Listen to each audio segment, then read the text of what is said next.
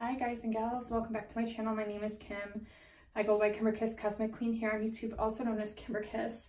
This is going to be a different kind of video today, and it might be quite intriguing. I still haven't pieced all the puzzle pieces together, but I keep being told to film this video. So I'm going to film it. It's very immaturely thrown together, but I feel like this is good in a sense because I feel like it's leaving puzzle pieces open, left to be interpreted by all of you as well. So I have a lot of notes here and we're just going to kind of go over them, and if anything activates you or you know something about any of this information that connects any of the dots, please leave it in the comments below. Okay, you guys, because I'm trying to connect all of this together. I have some of it connected, but there's just so much here. And like I said, I don't have all of it connected, and I still have some pieces that are left out, but it's okay because it's symbolically, it keeps being presented to me, and if I don't make a video on it, I feel like it's just going to keep coming in and building up and pressuring up, and it's like the longer I go without filming it, the more I forget about what I was originally trying to film in the beginning. So we're going to just dive right in. So what started this all is I was watching The Wizard of Oz with my daughter, and all this symbolism and downloads started coming in. Prior to this, as you guys know, I was researching about the Montauk project for a very long time. It's very serious to me because I feel such a connection with it. There's so much more than I think I've discovered thus far. Me and Indigo Angel did a video on Pegasus, and we definitely connected a lot of dots, but there's just so much more to it all. And I'm going to try to, I guess, just read off these notes and see what other dots I can connect while reading these off. And I'll probably be making a series of videos and trying to piece in things where they are supposed to fit. So I was watching The Wizard of Oz. It's one of my favorite movies, and it's crazy because at the end, you know how there's the great and powerful Oz, and there's the man behind the curtain, and he says, "Pay no attention to the man behind the curtain." And Toto grabs the little curtain and he pulls it away, and there is the great and powerful Oz. Not so great and powerful, right? But there's a lot here. But anyways, so it's crazy because the machinery that they literally used at Montauk, which is where they did the mind control experiments and the time travel experiments, this machinery that the Wizard of Oz is using looks almost identical to the Montauk equipment. I'm talking like identical to it.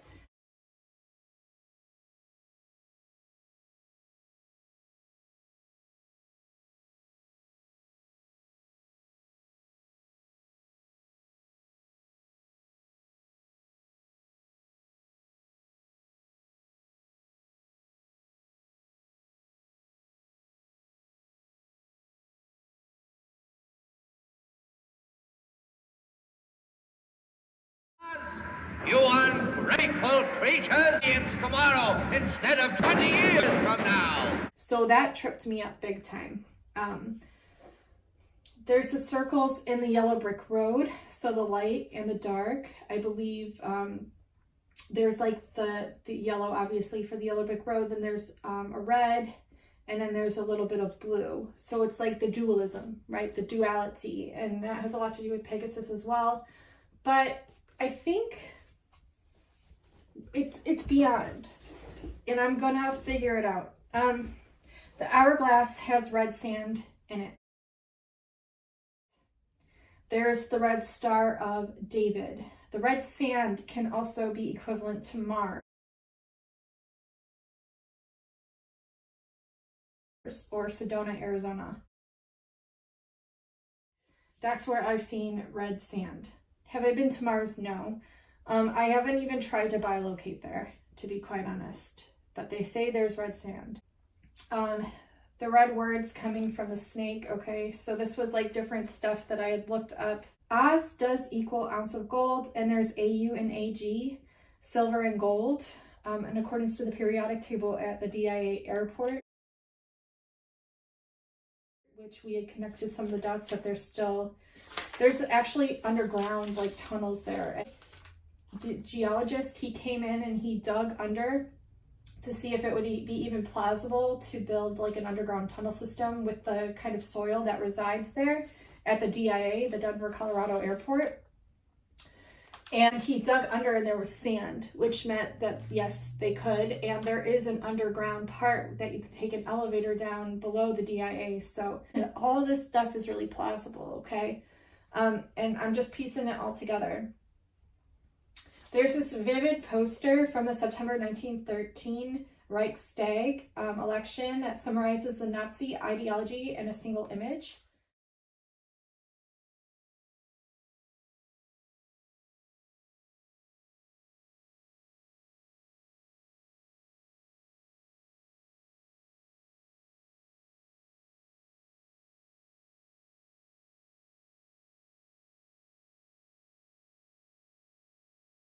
So what it displayed, like this is just notes that I wrote down, so we'll take it how it goes. It's probably not going to flow very gracefully because like I said, these are just notes that I threw together, but it'll make sense, I think, the more that I go.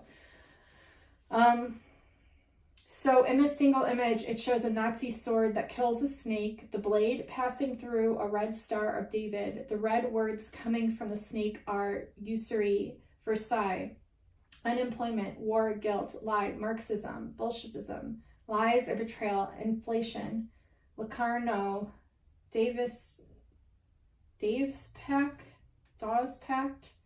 Young Plan, corruption, Barmat, Kutisker, Sklaric. The last three Jews involved in the major financial scandals is what Sklaric is, and prostitution, terror, civil war. The source that I got from is www.calvin.edu. And if I find a picture of that, I will insert it here. But it's just, a lot stood out to me because a lot of with the red has been coming through. And I'll get to that in a second. But as you know, we have the ruby red slippers. We have the red 99 balloons that kept coming through. There's the red Star of David, and then the red words that come from the snake. There's the red sand in the hourglass. Okay, there's a little bit of red around the yellow brick road. Okay, so we'll get to that in a second. So time is running out was a message that kept coming to me prior to me even diving into all this. An illusion for us and truth for them because they're soulless beings. So I'll get to that in a minute here too. There's the uncomfortable truth. There's the gold under the Vatican. It was funny because I was watching a live stream with two of my friends, and one of them I'll mention here in a minute. But they were talking about the gold under the Vatican, and then he said that's good for electronics, and I was laughing because the DIA airport, the supercomputer, AUAG in that airport, literally silver gold right there. There's like Ozma, the Return to Oz, and Dorothy is the same actress. So I wanted to watch that as well, the Ozma. That's why I wrote that down. Sorry, I'm just looking over my notes trying to get things. That was like just synchronicities from that day that I just kind of jotted down all over the place. Here's some Oz symbolism here. So I'll skip this over so you can see this better. All my crazy notes here. So we have the Oz symbolism here, okay? And it's interesting because now that I'm looking at the concentric circles, it does look like a rose to me. Like if you were to look at a rose from the sky down, it would look like this. And I was just looking at this, like the Magnolia building in the Pegasus Plaza has a rose on its shield. Interestingly enough, the rose is also red and it has the concentric circles at the top of it, like you can see. I mean, you know what a rose looks like. And it's just interesting. I'm like connecting so many dots. Medusa keeps coming through. So many things, and I'm going to connect it. We're going to figure it out together. I feel like this is like a really cool project for all of us together, because it's taking me so much to like try to piece this all together, but it'll be worth it. So yeah, there's a lot here. So the Eye of the Sahara, which was Atlantis, is the same concentric circles. It's interesting because Alfred Baum has a picture that's black and white, and in the background has this literal same symbolism. And it's literally the same pattern that's in Oz. The Yellow Brick Road, same concentric circles. Okay, so there's a picture with Alfred Baum.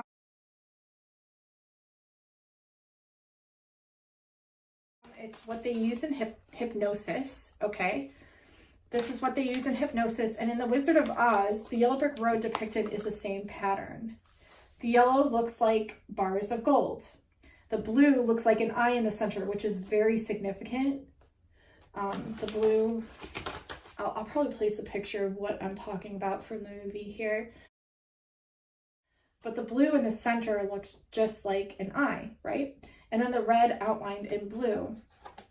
And this is from Bminder blog, blog.bminder.com, where I was getting some of these pictures and information. So the blue eyes, right? We have the blue eye in the center of the Yellow Brick Road. And the blue eye is highly significant. Why is this? Because Adolf Hitler, the leader of the Nazi Party, argued that Germans were superior to all races. Hitler became obsessed with racial purity and used the word Aryan race to describe his idea of pure German race, or Herrenvolk. The Aryan race had a duty to control the world. The Nazis believed that the Aryans were the most pure blood of all the people on Earth. The ideal Aryan, get this, had pale skin, blonde hair, and blue eyes. Why is this significant? Because there's a part where they literally go to Oz, and it's like they're making fun of all the Nazi torture that went on. But she's like, there was literally an experiment. There was an experiment that they did where the Nazis would literally input chemicals into the eyes to dye them blue.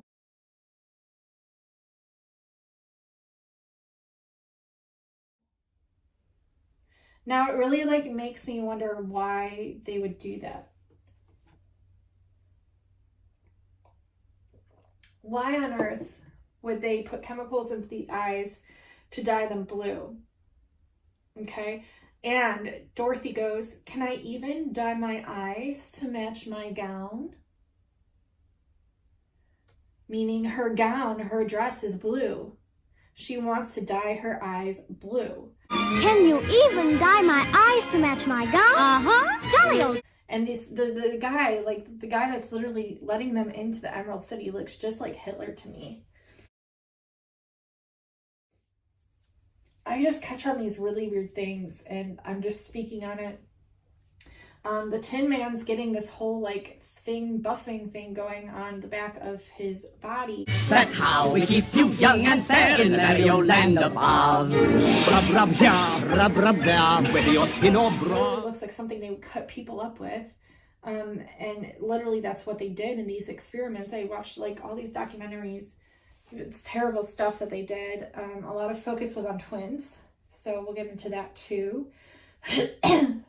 But it's either that they wanted the Aryan race to be believable as in their own viewpoint as such, to where they made it this way, to where the people had to have pale skin, blonde hair, and blue eyes. But honestly, the original Aryan race was like darker skinned Aborigines from India.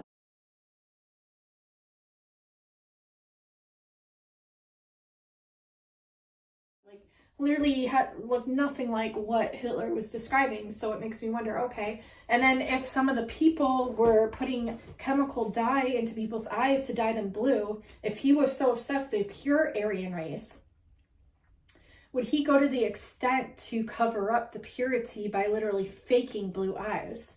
Or was this because people that were Nazis, that were against Hitler and what was actually happening to these poor innocent people, were they trying to dye their eyes blue to keep them from being killed? You know, it makes you wonder. What was Hitler's documentational proof that he was of the Aryan race? There's this Underground in Tibet video I have to watch. Maybe I'll watch it after this. Like I said, I'll be piecing things into this as I go, but I just had to film it. I didn't get an answer yet. I mean, I was told by a couple people that he had documentational proof, but I haven't seen anything.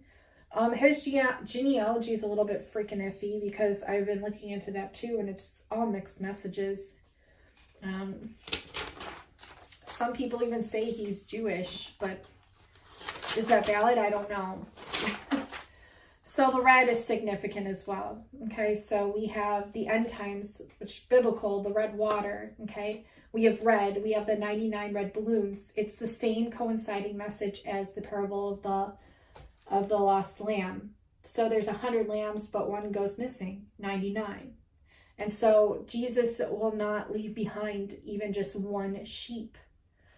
Every man he saves. And so hence the 99 red balloons. And at the end of the music video by Nina, it's a German music video, there's one red balloon left standing after the World War. It's like, and then messages about Sodom and Gomorrah have been coming through recently. There's just a lot coming through. So I'm just going to read this out as I go. So symbolism with red.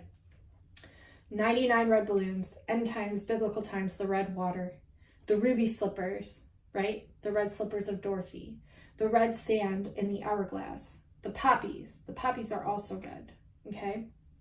Symbolizing poison as well, because she poisons them. She poisons them by placing a spell to increase and enhance their ability to make them tired.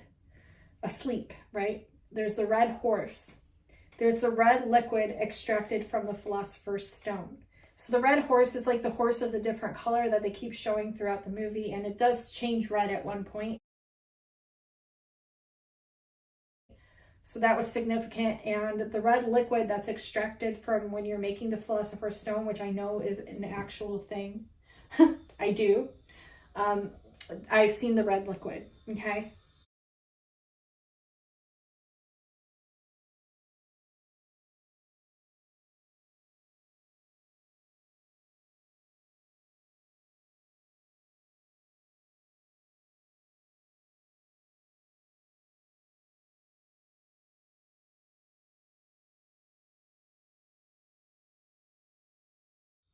There is a red liquid that's extracted, okay?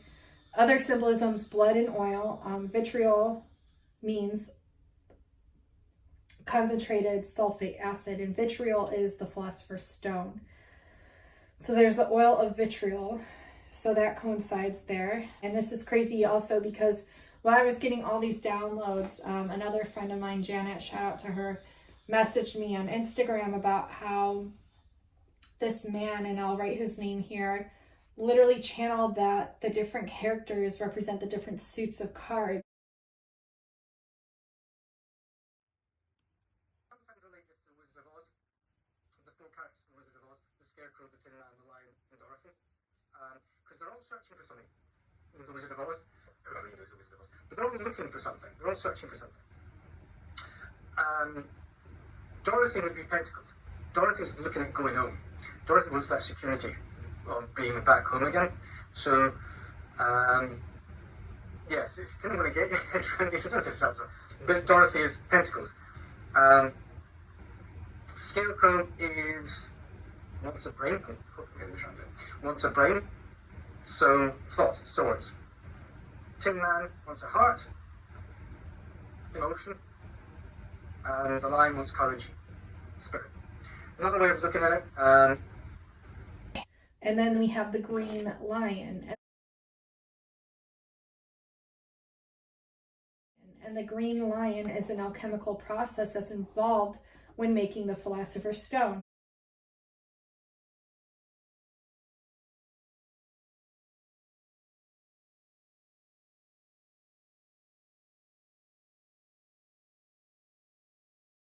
Okay, we have the Red Queen. The Red Queen is how I first found out about the DIA. And see, this stuff is just presented to me through people, through like multiple people, multiple friends. And so it just comes to me like when I'm ready to hear.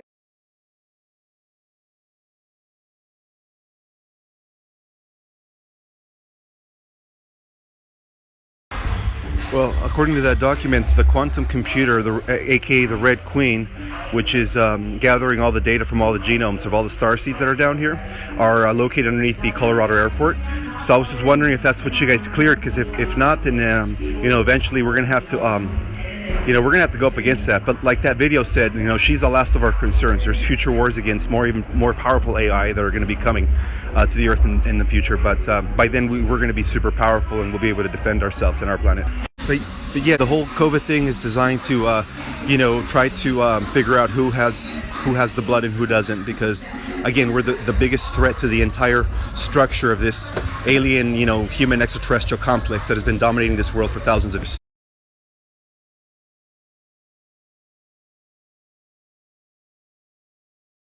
Yes, you're absolutely correct. We battle it many times in different timelines, both in the past and in the future. Now we're at the nexus point. What happens in this battle will determine timelines going forward and backward. It'll determine either the organic way of life or the machine way of life. So yes, we will win this final war.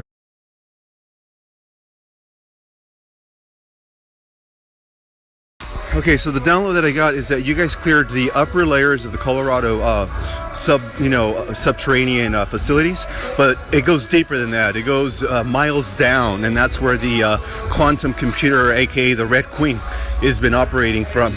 On the surface level, it's Google. Google is the reflection of that. That's why Google is collecting all the data, and then they feed it to the Dark Fleet in the on Antarctica station, and then it goes back to the Queen for processing. So yes, we're gonna have to get rid of that eventually. As soon as we activate our psychokinetic powers, it's on. Even if I'm not piecing it all together, it's here for a purpose. So I'm hoping that you guys can all help me piece this together. But the Red Queen is significant because the Red Queen is the name of the supercomputer. It's the nickname of the supercomputer that's found below the DIA airport.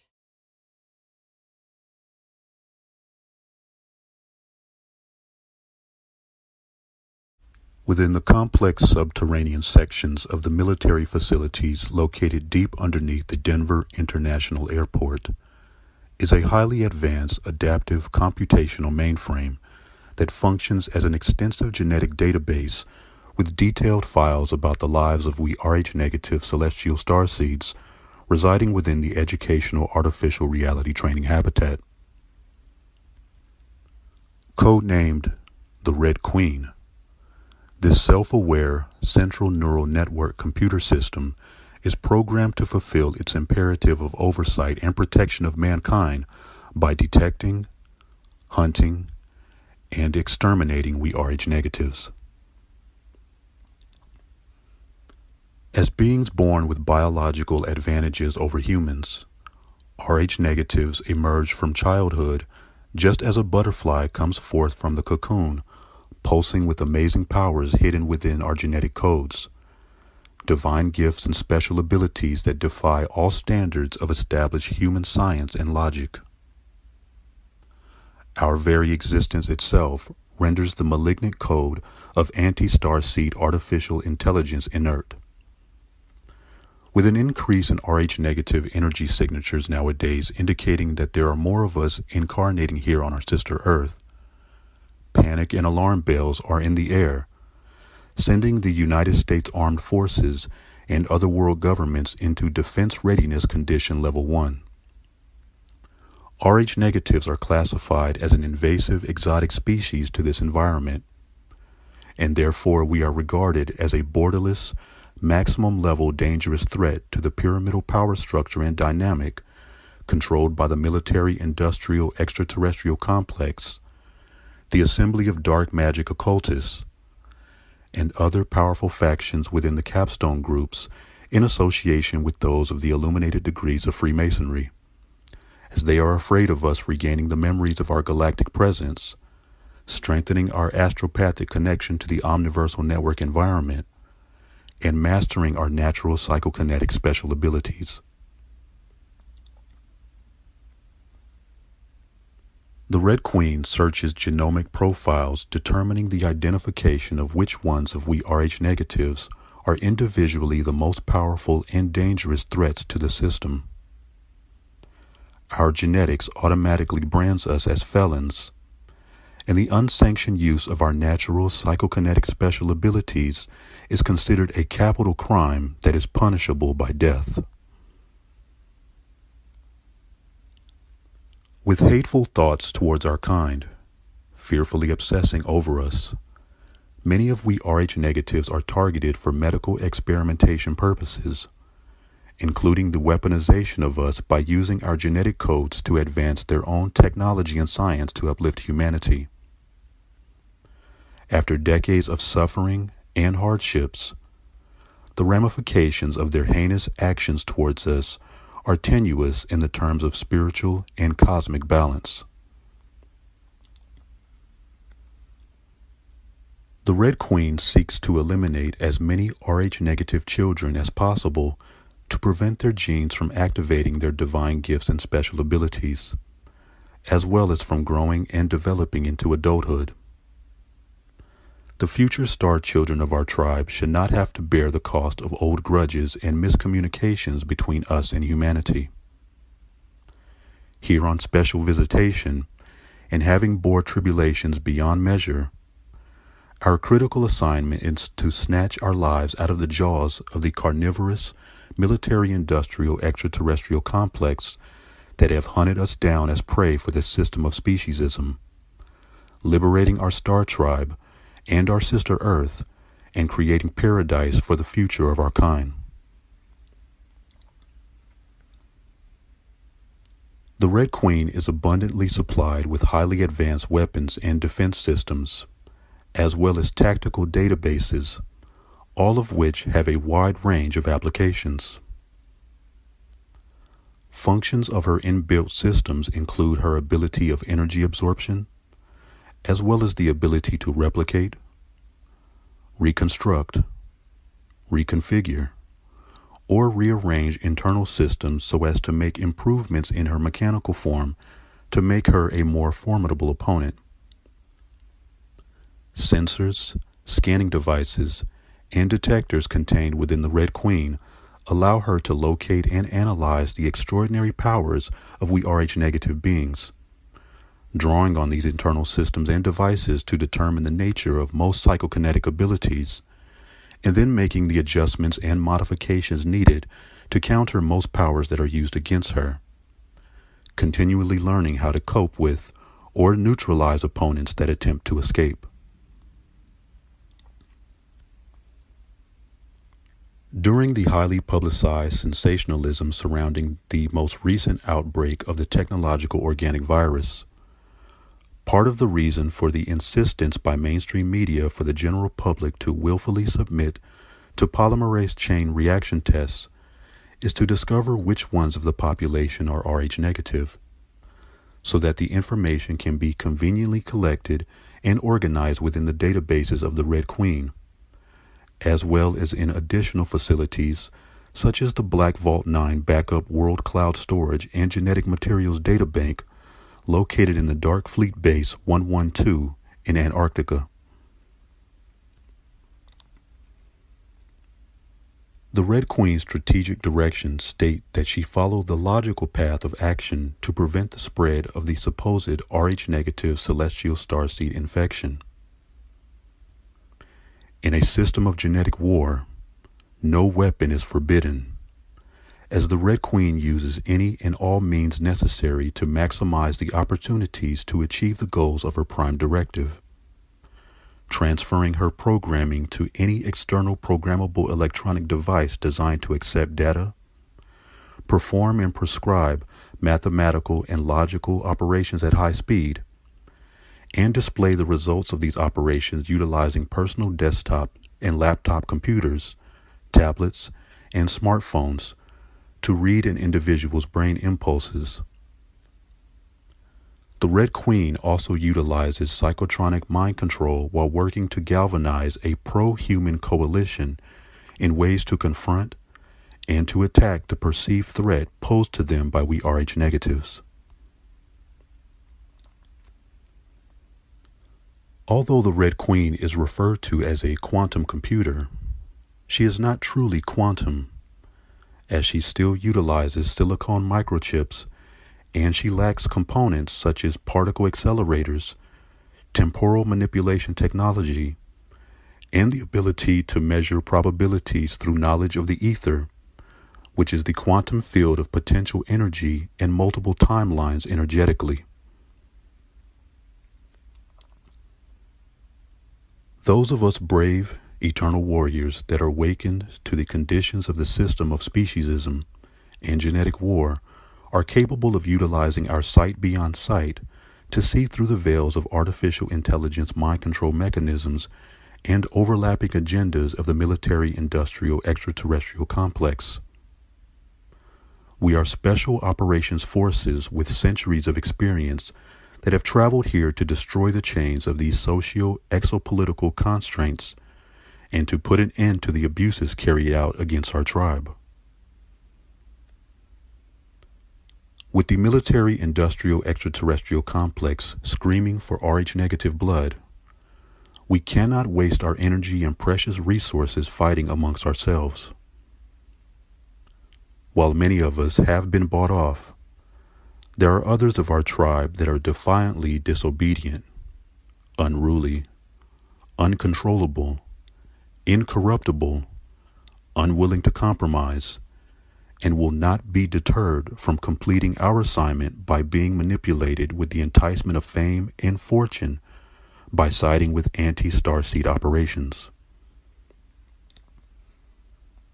Today, we as Rh negatives wage a new war for our survival. Although we may be outnumbered by enemies both old and new that emerge to threaten us, it is important to remember that we are never outgunned. To ensure a successful combative campaign against the military-industrial extraterrestrial complex and the Red Queen, we must collectively adapt and reinvent ourselves to face them by constructing a circuit of our most powerfully gifted ones to resuscitate this dying world.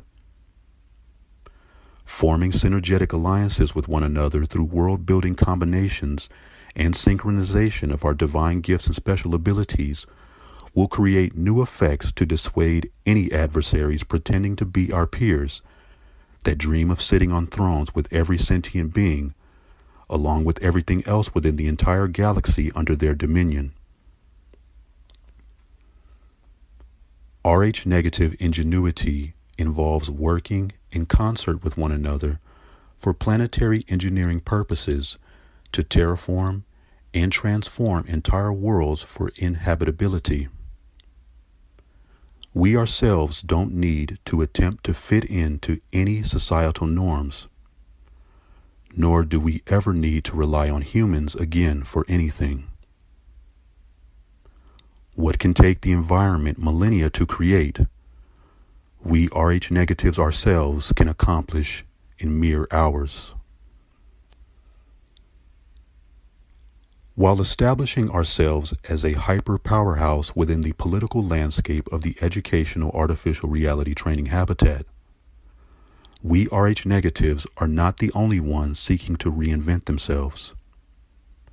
The broken remnants of our enemies have been pushed to merge directly with artificial intelligence technology into more fanatical forms, with each faction seeking to systematically attack every element of our starseed sovereign nation. Despite their radicalized efforts to annihilate us as a species, the golden thread of truth that our detractors must come to accept is that we Rh negatives are here to stay. The heartbeat of our sister Earth thrums inside of all of us. This sacred land is our home, but it is also our past, as the future of our star tribe is far beyond this world. In the meantime, if we ourselves are to have dominion here, then we must break away from fostering conflict amongst ourselves and band with one another in the refinement and expansion of our starseed sovereign nation as the predominant exopolitical, cultural, and economic force, laying the groundwork for our own grand design by working cohesively to make tomorrow happen today. For if we fail to assert our dominance in the coming days of this transhumanism era, then computational supremacy under the reign of the Red Queen will be the very least of our concerns.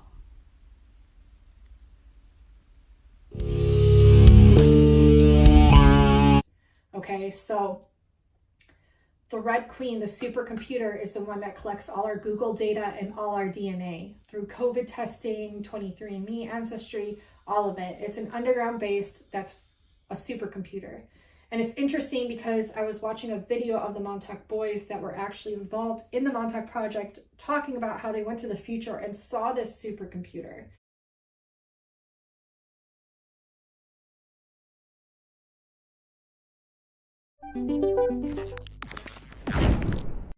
Time-traveling brothers reveal what the distant future will be like. Time travel is a fantastical concept that most would consider the stuff of science fiction. While the idea that someone can journey through time and change the course of history is terrifyingly tantalizing, it's simply just not thought to be possible. But what if it is, and it already happened? If you ask Al Bielek and his brother Duncan Cameron, they'd tell you that time travel is possible because they've done it. Their apparent journey into the distant future allegedly took place in 1943, and they've got some evidence to back up their story. Whether or not you believe their story is up to you, but they definitely had some very eye-opening things to say when they quote-unquote returned. It's fascinating to think about the possibility of journeying to another era, but most would agree that time travel isn't real. Or is it? In 1943, a man named Al Bielek and his brother, Duncan Cameron, apparently traveled to the distant future. Upon their return, they had some very interesting things to tell the world. Al and Duncan's story start in 1943 on Montauk, Long Island. There, the Montauk Air Force Station was allegedly developing psychological warfare techniques that included studying the concept of time travel. The brothers were aboard the USS Eldridge, a top-secret naval ship that could supposedly turn itself invisible and teleport around the world. If that wasn't crazy enough already, Al and Duncan claimed that they jumped off the ship late one evening, and instead of landing in the water, they traveled to the year 2137. When they arrived, they spent 6 full weeks lying in hospital beds recovering from intense radiation poisoning. There was no medical staff at the hospital, and they had no clue where the building was located. Apparently, the futuristic medical system that was treating their injuries used vibrations and light. Sounds nuts, right? Well, there were televisions lining the room that were playing educational and news programming, and that was where the brothers learned some very shocking things about the world. The first thing they learned was that climate change had significantly altered the geography of the United States. The water level had risen around Florida and reduced it to the panhandle only. Likewise, Atlanta, Georgia was now only 3 miles from the ocean. The Mississippi River had become an inland waterway, and the Great Lakes had all merged into one massive body of water. The 3 brothers were also shocked to learn that the Earth's magnetic poles had started to shift. Thankfully, there was an artificial pole structure that was built to prevent the collapse and reversal of the North and South poles, which would have destroyed all life on the planet. War had also broken out all across the globe.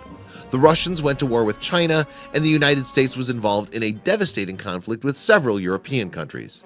A number of major US cities were destroyed, and the infrastructure of the government completely collapsed. One of the most startling pieces of information the brothers supposedly learned was that the entire world's population had been reduced to 300 million people, with the United States housing 50 million of them.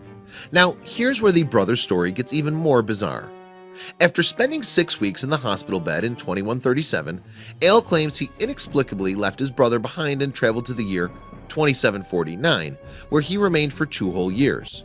Here, he described great floating cities that could be moved to different parts of the Earth. He also said that everything was controlled by a synthetic intelligence computer system that ran the entire world. No form of government existed, and a huge crystalline floating computer structure communicated with people telepathically. The society was completely socialistic, and every living person had their basic needs for survival taken care of. After Al's time in 2749, he transported back to 2137 to pick up his brother in the hospital, and the two of them returned to 1943. Many people called this entire story a hoax, but Al and Duncan have sworn that everything they told people was true. What do you think? Some of it sounds impossible, but then again, were Al and Duncan telling the truth about their journey into the future? Only they know for sure. Even if you don't buy into it, it's still a fascinating concept to think about. Share this questionable time travel story with friends. Not the exact one that was below the DIA, but a floating computer that literally controls your every move and tells you what to do. Okay, so that's interesting as well. So Red Queen is also significant, not only because it's red, and not only because it's called that, the supercomputer is called that, but also there's the Red Queen in Alice in Wonderland. There's also the suits of cards in Alice in Wonderland. The Wizard of Oz and Alice in Wonderland are used in MK Ultra controlling mechanism ways. And it's crazy because when I was talking with my friend Amanda, she's like, well, what if everyone that's seen the Wizard of Oz or Alice in Wonderland are MK Ultra? But then it made me think, like, aren't we all already? I've picked up on this a while ago, like with how the government controls the frequencies and emits different frequencies to control our mind and make us do certain things. And yes, this is a thing. And yes, these were the experiments that were run at Montauk as well. Whew, running out of breath. So, vitriol is an acronym. The vitriol and the Philosopher's Stone, we'll get into this in a second. Vitriol is an acronym for Vista Interiora Terra Rectificando Invinis Occultum Lapidum. Okay. The Philosopher's Stone. Vitriol.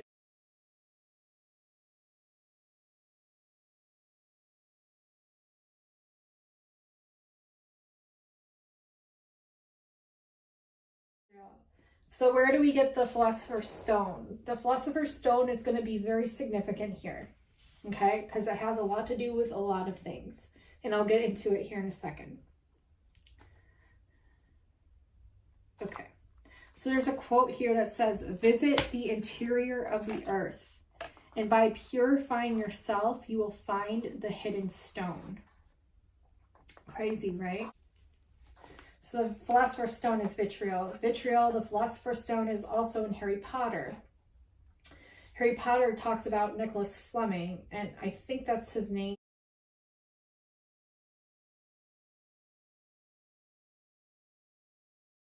And it's interesting because Fleming was presented to me yesterday twice. It came through an email, and then I saw a truck with the name Fleming on it just like whiz by. So there's a lot here again. The Z is very significant. If you look at the title of the cover of one of the Wizard of Oz's, it says the magic of Oz. But really it looks like it says the magic of Z, as it shows the Z and it's literally within the circle.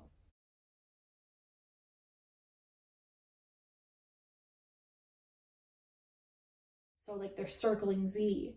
Z could mean many things. Generation Z, like it's a mocking of Generation Z.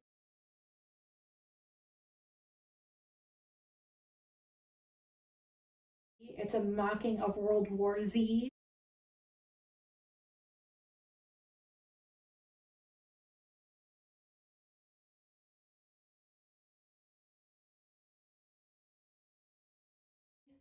Okay, Z is very significant, the alpha, the omega. I mean, we'll get into all of that. But the Z is literally on Harry Potter's forehead.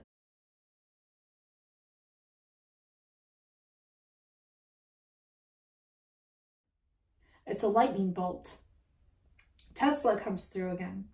Tesla was born during a lightning storm. Tesla was obsessed with lightning. Tesla did everything with electricity.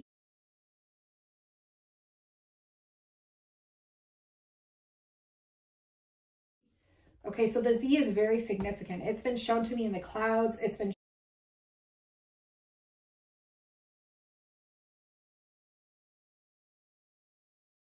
been shown on frickin' everything. I can show you all the synchronicities. You'll be here for days. With what happens with the Z on the forehead from Harry Potter? Do you guys remember? Voldemort takes his wand and he goes to kill his parents. He succeeds. He goes to kill Harry Potter, and it just kind of bounces off of him and does nothing except leave a scar in the shape of a Z. So this is the curse that Voldemort puts on. It's Avada Kedavra, and it's called the Killing Curse, and basically it means let the thing be destroyed in Aramaic, and then it also comes from abracadabra, but it's the Killing Curse. So let the thing to destroy was originally meant for illnesses. And here I entered it. It shows Estonian detected under Google Translate. Under Estonian, I got open for Avada. And then for Keda, who. And then for Ra, out.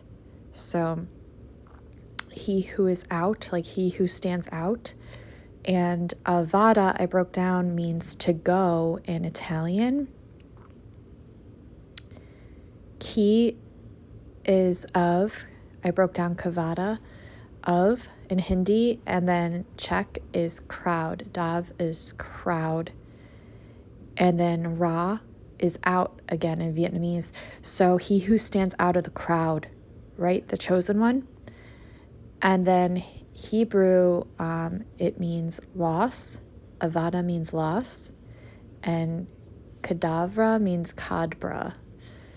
And so I was researching that. Kadabra is as was spoken. In Hebrew, it was Kidubrar. And it also means I will create. Abracadabra does. And then I will create as I speak in Hebrew is what it means also. And it also means, of course, obviously. And here it means I call or I summon, I destroy as I speak. And it's interesting because it also means I create new realities, which reminds me of metaverse. Ra, the end part of it, is the god of the sun, the creator god in Egyptian religion. And it's the king of deities and the father of all creation. So if you think about it, it's like going against the father of creation, which would be what? The Antichrist, because I destroy as I speak would be the opposite of creation. Another thing that I noticed is this happened to Potter when he was a baby, and it means let the thing be destroyed. And what does the Cabal do in order for immortality? Think about it. Why? Because Harry Potter is the epitome of love. Harry Potter cannot be killed by the darkness because he holds too much love within inside of him. He holds the soul, the vitriol that they're after. Okay? Because unicorn's blood is what Voldemort uses to keep himself alive. And notice how it's unicorn. Unicorn's blood. Pegasus, right? The flying horse, Monoceros as well. Unicorn's blood. The last unicorn, right? We have the 99 red balloons. It only takes one to stand up to the system. We have the... I also came across this, and it's a rose, and the shirt says only one on it. We have the last unicorn. Okay, you know I've been getting these messages. Unicorn's blood to keep Voldemort alive. The epitome of darkness needs the blood of purity to stay alive. Who else needs the blood of purity to stay alive? Do you guys know? What is this? This is vampirism. Who else are vampires that we know of thus far? That feed off of adrenochrome. The reptilians. The reptilians do. It's interesting. This is the mark of evil, the Z on the forehead. Okay, but it cannot surpass Harry Potter.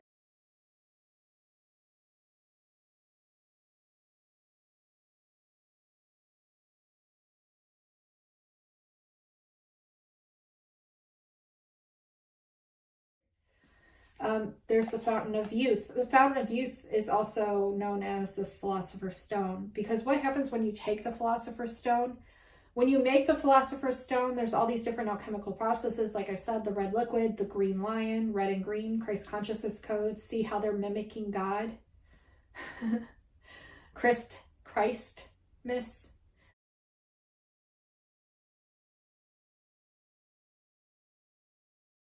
They're mimicking to try to make their own physical, material way of having a soul, immortality. Because when you create the Philosopher's Stone and you eat of this, once it's created, all your fingernails fall out, your hair falls out, and you're basically reborn into immortality to where you'll never die. Okay, it's kind of crazy, but these things are real. Also, the Philosopher's Stone transmutes granite into silver and gold, and I know for a fact because I've seen this happen. I've seen it happen with my own 2 eyes. Silver. I didn't see the gold process, but I saw the silver process, and it did make actual grade silver. A bar of silver. Interesting, right? So Fountain of Youth, Philosopher's Stone. There's fountains all throughout Pegasus, like the Pegasian mythology is where he stamps his hoof, up comes a spring. That's the Fountain of Youth, okay? Superseding time. Z is also zinc, okay, according to the periodic table. Let's see what else we got here. We have the green lion, and it's interesting because there's a picture at Pegasus Plaza with this guy who I think might be Poseidon. I'm still trying to figure out who this guy is. I think it might be Poseidon, but there's this green mist or smoke all around him that he's like controlling the city and all this green mist.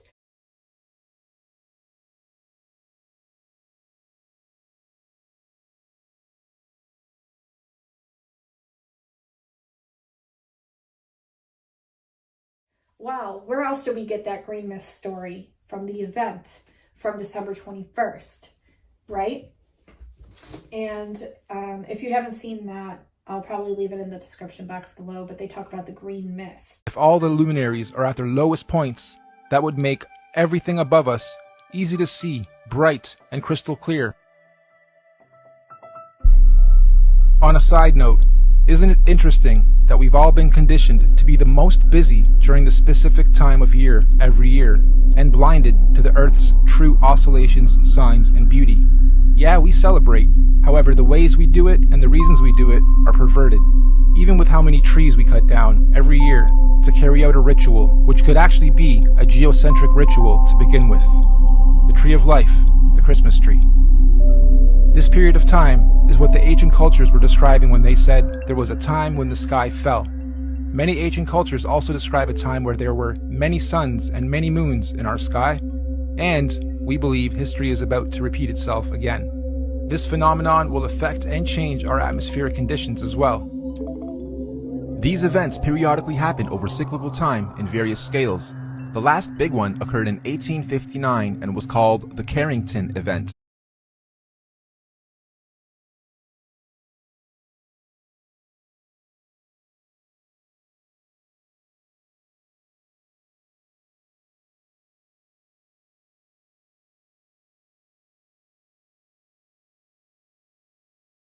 Feel free to look it up. The one coming in 2020 is going to be much, much bigger. This solar alignment is meant to realign cosmic energy and consciousness within the various earthly domains and realms of our Earth. This energy blast will begin at the center of the Earth, or the North Pole. It will spiral outwards towards the edge and bounce back towards the center over a very short period of time. The event itself will be triggered by an electromagnetic sonic boom that will look like what we know as a nuclear atomic bomb. Don't worry though, it will not be an atomic bomb. However, it will positively be nuclear. It will give humanity a new, clear vision for the future, individually and collectively. It will give us 2020 vision. We suspect the current powers that be will attempt to use this natural cosmic event as the ultimate false flag. They may say aliens did it, or it was caused by global warming, or an attack from across the world. This sonic boom of electromagnetic energy may shut down our entire electric grid instantaneously, causing a collapse of our financial, socio-economic, political, and collective cultural existence as we know it. And thus, this event may be used to pave the way for a new order in our world. But this cosmic event is not to be feared. It is a natural process to allow growth within our individual and collective consciousness.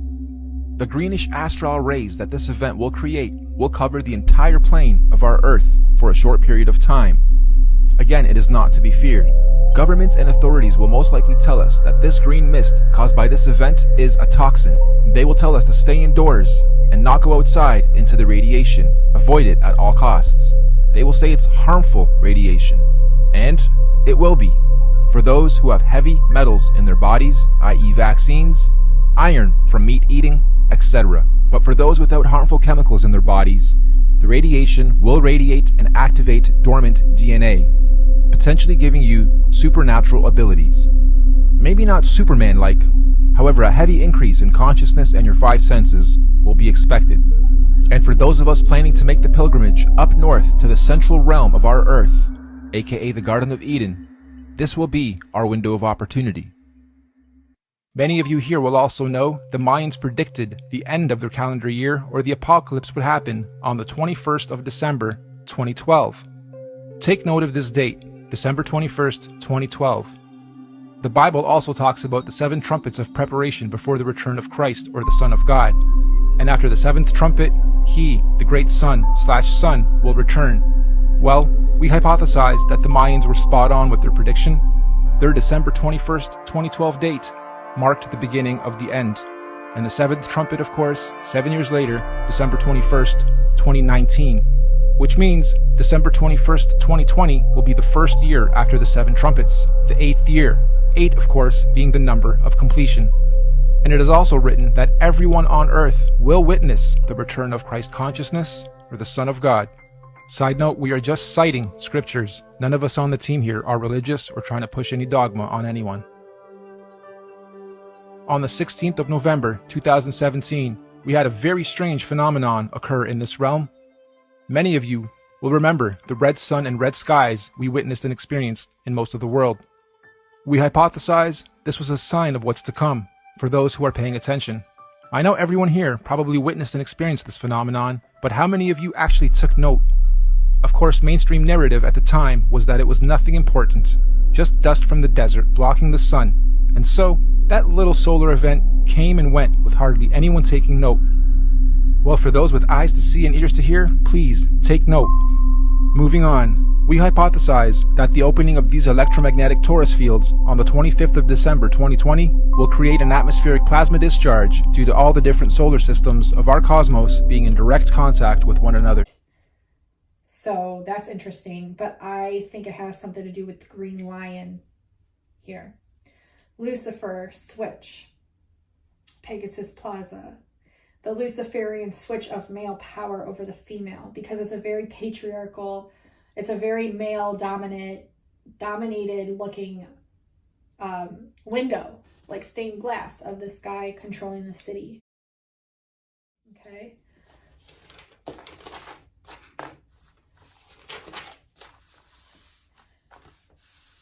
So, interesting connections here with the reptilians, and what they're doing is they're literally harvesting our energies, and we are their fountain of youth.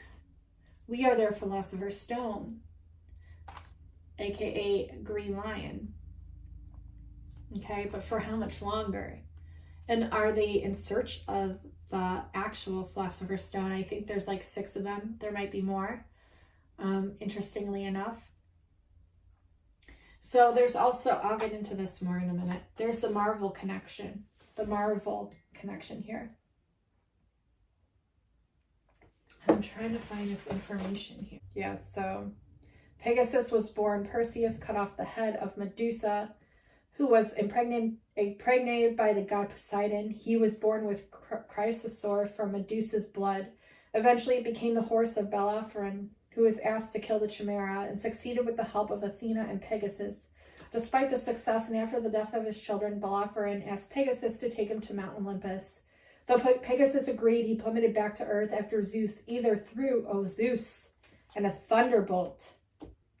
lightning and the thunder and a Z again at him, or sent a gold fly to make Pegasus buck him off. In ancient Persia, Pegasus was depicted by the Al-Sufi as a complete horse facing the east. There's a lot to do with the east as well. Yeah, this was a Babylonian constellation.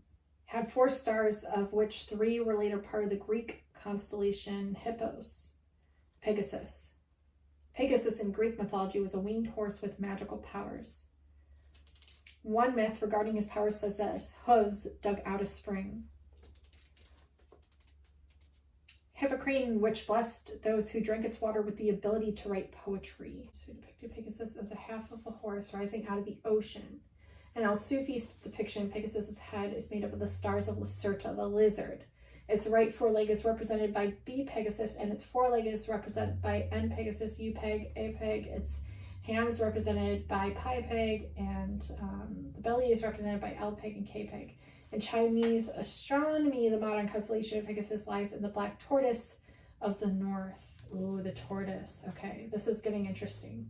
Where the stars were classified into several separate asterisms of stars, Epsilon and Theta Pegasi are joined with Alpha Aquarii to form Y. Rooftop from Theta forming the roof apex. In Hindu astronomy, the Great Square of Pegasus contained the 26th and 27th lunar mansions. More specifically, it represented a bedstead that was a resting place for the moon. For the Warot Arawak peoples in Guyana, the stars of the Great Square corresponding to parts of Pegasus and of Andromeda represented a barbecue taken up to the sky by the 7 hunters of the myth of Sorocho.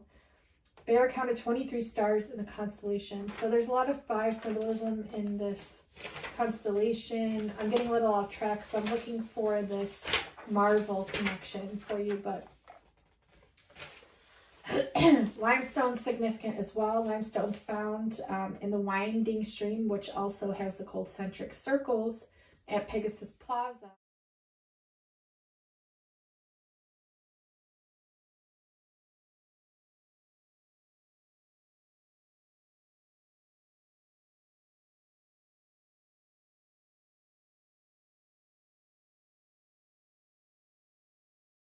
And that's the fountain connecting to a natural mineral spring. Below the Magnolia building is the source of the well for water in the plaza. Okay, so, and there's granite builders, 9 of them. 9 granite builders taken from Marble Falls, carved and dedicated to the 9 muses. Okay, so granite. And what is granite? Transmute into silver and gold with the Philosopher's Stone. Okay, so I'm connecting dots here. It's a little all over the place, but bear with me here. Also, the 9 muses would celebrate at the Castilian Spring, which is also connected to this mythology as well. Which was literally the spring where that you would enter before meeting the Oracle of Delphi. Yeah, the Castilian Spring, the rock fountain. It was purifying water. So the visitors to the Oracle of Delphi and the participants to the Pythian Games used to wash their hair before they entered the sacred place. And if they were murderers, they washed their entire bodies.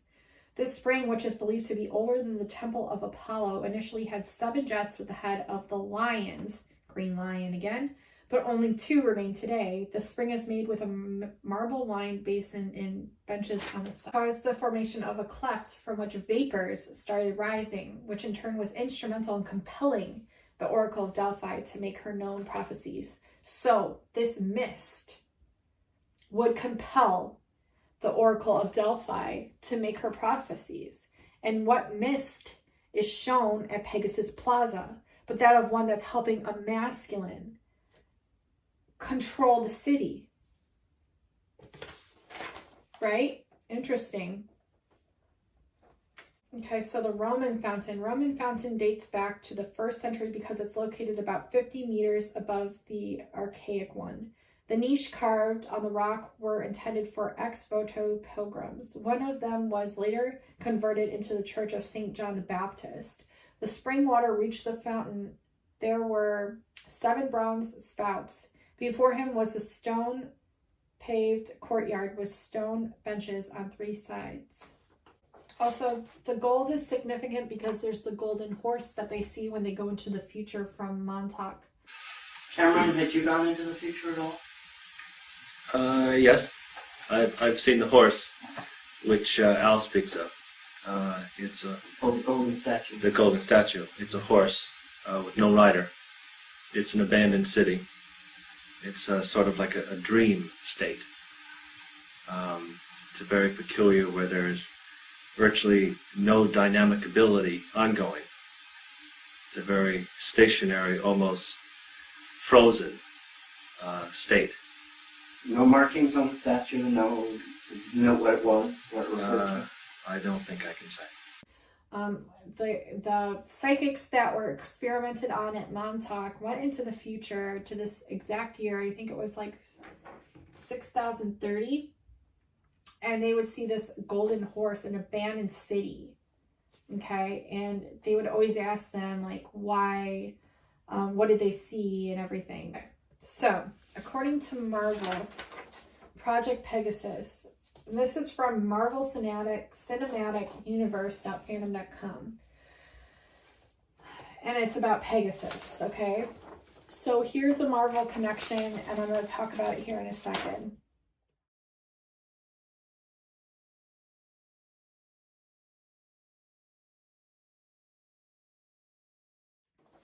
Year 1980s to 2012, Pegasus, the World Security Council, was the name of the joint project between S.H.I.E.L.D., NASA, and the U.S. Air Force to study the Tesseract, Tesseract, and harness its power. According to Marvel,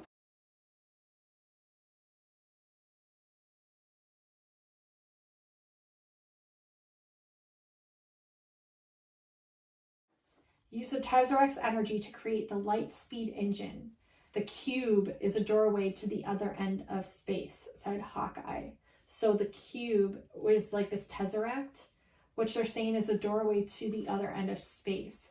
The Tesseract was the cube, a crystalline cube-shaped containment vessel for the Space Stone, one of 6 infinity stones that predate the universe and possess unlimited energy.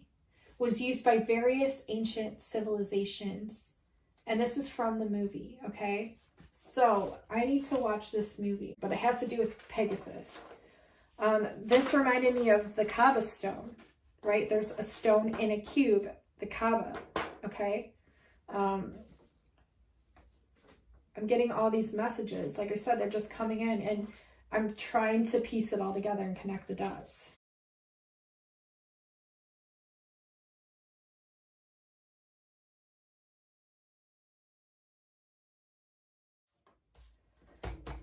The Philadelphia experiment. So this, I know I'm getting off subject here. Let's talk about the Marvel connection.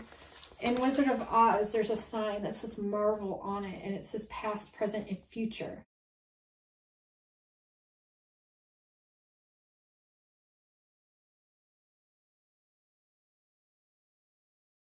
On the sign, and at Pegasus Plaza, there's a rock.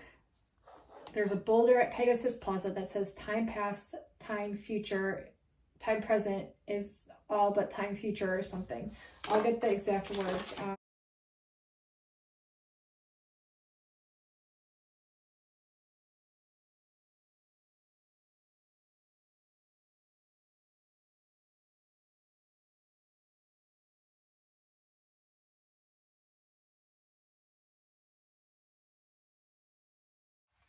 Something about time past, time present, all are of time future. Okay, it says on the rock there, and it literally says it in the Wizard of Oz.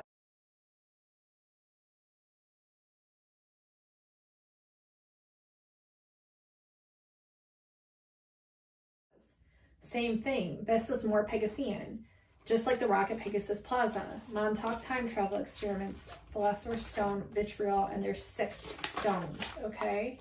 So we're trying to figure out and locate where these 6 stones are. One, I think, might be in the Kaaba. Okay. So, like, they hide things in plain sight, but then it's up to us to piece it all together. Okay, so Wizard of Oz and Montauk. This is going, like, really over time. Hold on.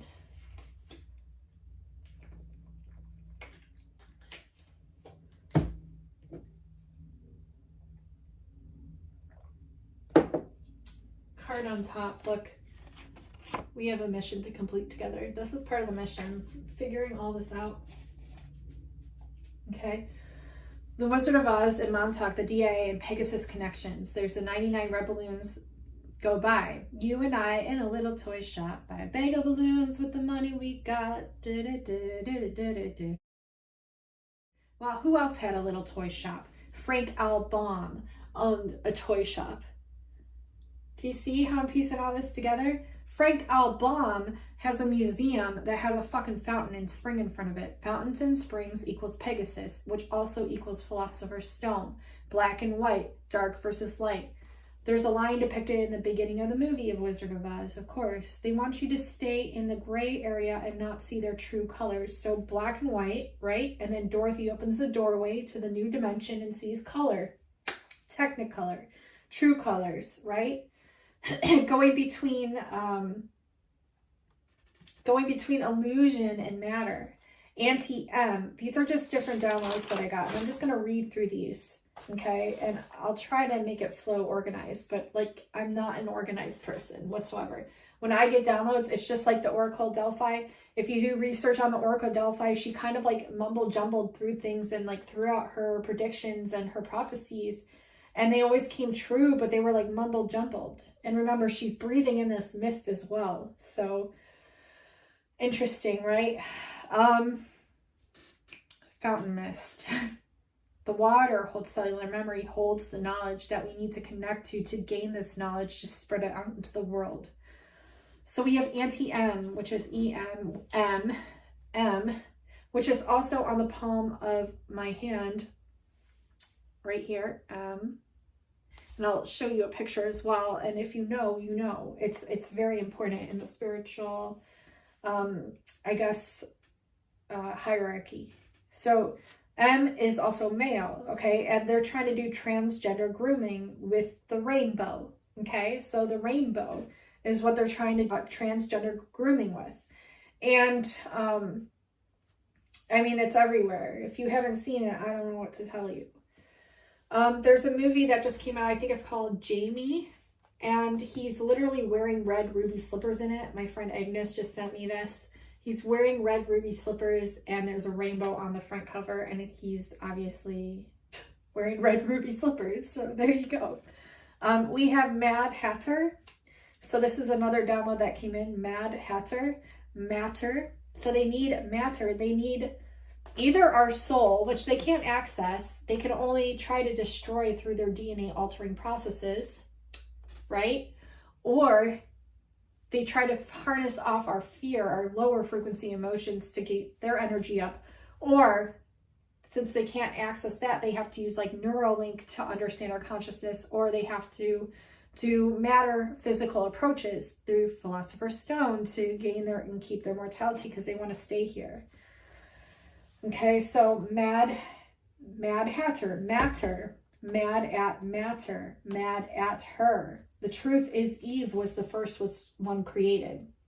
So when God made Adam and Eve, we're always told that he made Adam first and then Eve. But think about it. God's a male. He made Eve first.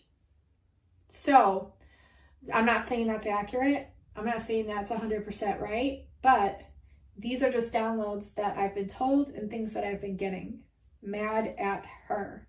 Truth is Eve was first created. Okay. Dorothy proudly wears her red shoes. What's really sick about this is I watched a video, and it was about Macaulay Culkin, and he went in this room and they like were forcing him to be in there, and the guy was remarking about his shoes and basically told him that he killed the girl from that one movie Poltergeist and then had her skin on his shoes. And Macaulay Culkin said he threw up all over his shoes and ran out the door. But what I will say about these red shoes is this. Macaulay Culkin came out in an interview and basically said that satanic pedos run Hollywood. Nothing we don't already know, right? They also mentioned skin trophies. During this interview, Culkin claimed that children in the industry learn very early to recognize which of them want to abuse you and which of them have even darker tastes, explaining that some of Hollywood executives wear skin trophies, explaining that when he was 11 for the first time, he saw human leather. Culkin said he was filming Home Alone 2 in New York when he was ushered into a back room on set. There was a guy there, a powerful executive suit type. You know what I mean? He tried to make me relax by giving me a can of Coke. Started telling me about the nature of the industry. Basically, he wanted me to cut my parents out. He wanted to be my guardian. He said he would make me into the biggest teen star in history. He said I had it all, but that I had to get rid of my parents. I was like, dude, I'm 11. And he said, you're a man now. Culkin, who was living in Paris, France, since 2003, then explained that the man began to make his intentions clear. He started breathing real shallow. My experience with perverts kicked in. Look, the fact that an 11-year-old is already aware enough to have experience with perverts is fucked, okay? I could tell he was interested in me. He licked his lips and told me I was very handsome. I think I managed to say thank you and started thinking about how I could get the fuck out of there. He then reached into his case and pulled out a crack pipe. He put it in his lap, took out a huge lighter and continued to gaze at me with this overpowering sexual desire. I was just staring at him. I think I said something like, dude, I'm 11, again. I remember he said to me, it's a celebration, little man, to celebrate your upcoming success, your many successes. Come, sit back down. He was tapping the pipe on his crotch, smiling, this total creepazoid smile. I ran out of the room, but I ran straight into this other guy who was outside of the room, and he grabbed me by the arm and threw me back inside. He lit the pipe and blew the smoke in my face. He told me to look at his shoes. He said they were made from the skin of children he and his friends had murdered. He said the leather was made from real human skin, and human skin is the finest leather known to man. Macaulay Culkin said the Hollywood executive then dropped a heavy hint about the provenance of the skin used to make his shoes. He asked me if I knew Heather O'Rourke. Yeah, I remember her. I grew up watching Poltergeist. I remember her in Happy Days. She was so cute. Then it dawned on me what he was getting at, and I vomited all over his shoes. Right, if you guys don't know who Heather O'Rourke is, okay, she was a child actor from the 80s, and according to this director here, the red shoes were made from children they sacrificed, and he was hinting that Heather O'Rourke was made out of his shoes, essentially, okay? What I'm saying here with red shoes, do you get what that means now? Like, literally, the blood of us, on their shoes. Red is also the root chakra. It's really disgusting, you know, if you think about it.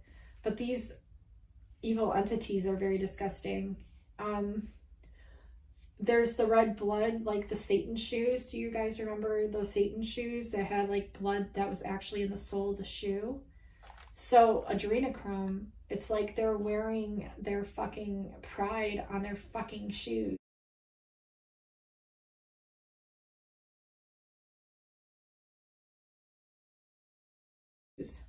The red shoes symbolizes this. Okay, pretty fucked up. They're magic, but you can't take them off. Can't stop using them. Or why? Because you'll die. Because they need the adrenochrome to keep living. Munchkins, munch kids. Right? Adrenochrome. Yeah, Macaulay Culkin in the shoes. Yeah, I wrote that down. Okay, so why the cataclysm happened? So we had, with Atlantis, we're kind of jumping all over here. These are my notes. So why did the cataclysm happen with Atlantis? They were doing human experiments with DNA and things like the Nazis did, okay? Are the Nazis the Atlanteans? I'm not sure. I mean, they could be. Olive Frank Baum is the author. The Memorial Cess Museum, right next to it is a fountain. They say they use the movies to MK Ultra the mind to control the masses. Could we all be MK Ultra'd?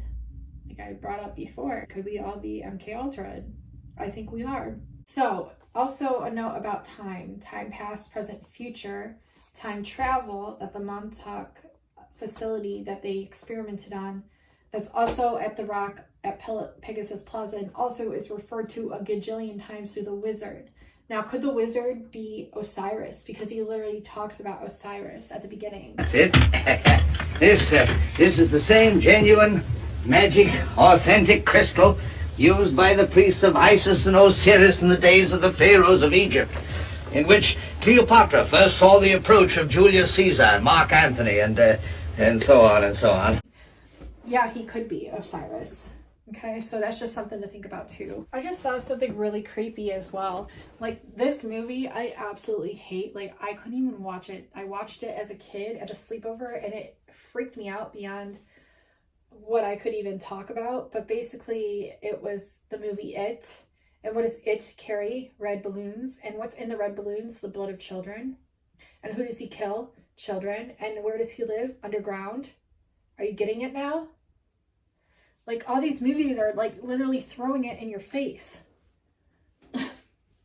99 red balloons. Tesla is from Transylvania, interestingly enough. Vampirism. Not saying that there's vampirism in him, but I think he was, like, onto it. I do. I think he was, I don't really know. I'm going to try to, like, get into that more, but he refers to time, the wizard does, a bunch of times. So the Wizard of Oz refers to time. He gives the Tin Man a heart, and inside of it is a clock. It's literally a heart-shaped clock. Okay? Like, they're trying to mock the mortality of humans, and, like, by giving it to a robot that doesn't hold a heart. Like, think about it. In the hourglass, the witch locks Dorothy in a room, turns over the hourglass, which has red sand in it, and puts the fear of death in her, saying, when the time runs out, she'll die. When the time runs out, she'll die. The witch is green like reptilians, dark like reptilians, whereas black can see all of Dorothy's emotions through the crystal ball. Okay, so she has this crystal ball where she sees and toys with Dorothy's emotions, feeds off of them, gets off at the fact of scaring her. Like, she even shape shifts into fucking Annie Ann and acts like Annie Ann's looking for her, scared, and Dorothy's like, no, I'm here, Annie Ann. And then the witch appears through Annie Ann and just starts laughing in her face. I'm frightened. I'm frightened, Annie Ann. I'm frightened. Dorothy! Dorothy! Where are you? It's me. It's Auntie M. We're trying to find you. Where are you? I'm here in Oz, Annie Ann. I'm locked up in the witch's castle, and I'm trying to get home to you, Annie Ann. Oh, Annie Ann, don't go away. I'm frightened. Come back. Come back. Come back. I'll give you Auntie M.